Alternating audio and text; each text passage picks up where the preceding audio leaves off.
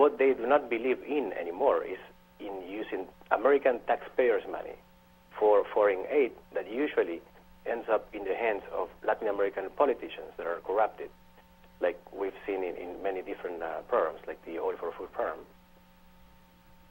All right, Dr. Kaushik, some have blamed NAFTA for the current economic downturn in the United States and believe that it plays a role in preparing the foundation for the recession the country is currently heading towards. Do you think that is a valid claim to make? I don't think so, because the trade among the three has been growing. Remember, the aspect of the American economy which has remained and actually becoming stronger is the export sector. So that on the trade issue, actually there are more exports going from the U.S. Strangely enough, of course, Mexico complains that they are getting too cheap food, so their farmers are losing jobs.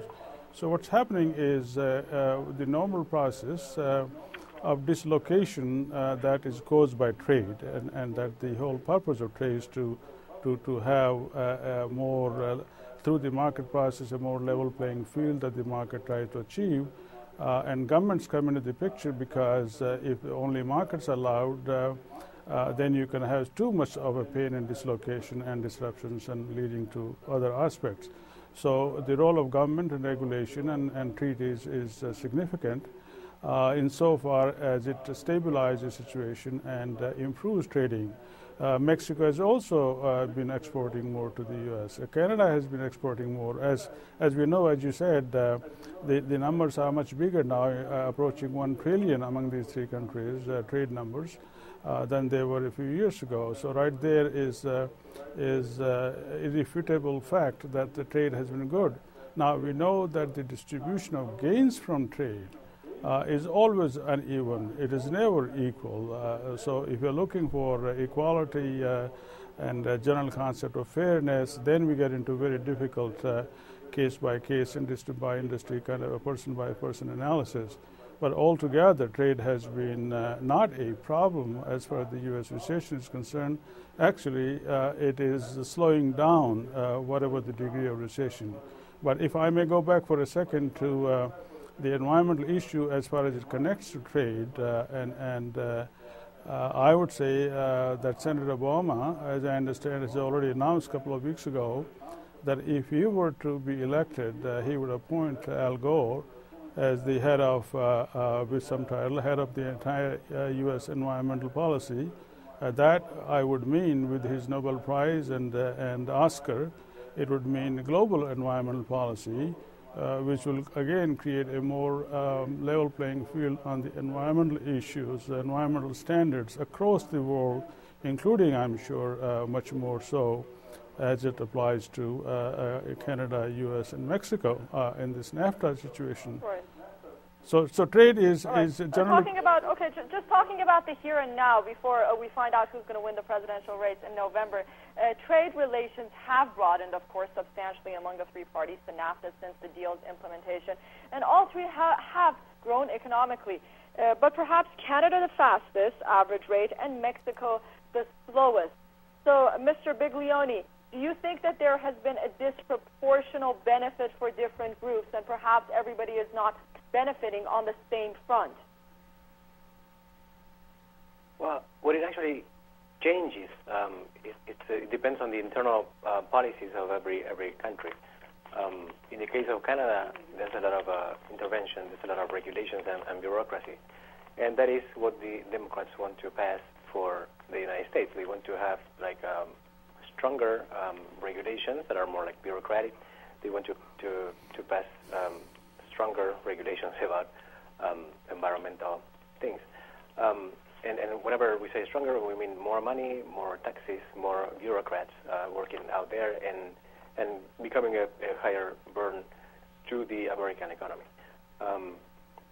One little thing I wanted to mention is that whenever you analyze the Mexican political situation, the current situation, you see there's this former candidate of president, Andrés Manuel López Obrador, that has been funded by Hugo Chavez to create certain riots and a lot of political problems to the current administration of President Calderon.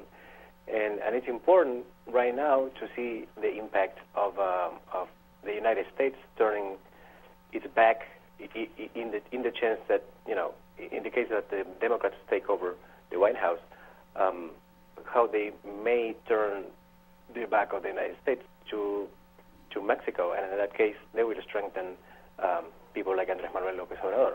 Exactly what they are doing with Colombia right now, turning their back to Uribe, that is being seen around the world as one of the main allies of the United States in the fight against the global terrorism.